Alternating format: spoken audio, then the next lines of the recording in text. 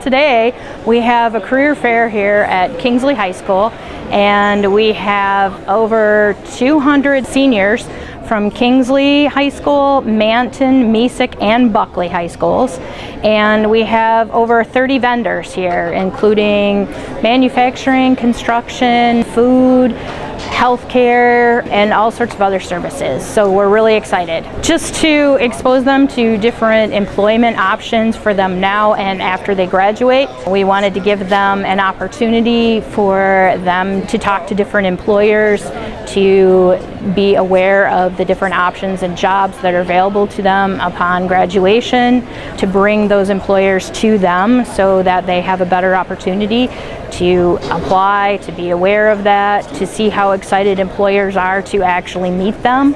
We do have someone working with the students, and she's working with them to fill out college, if they're working on college applications or college financial aid.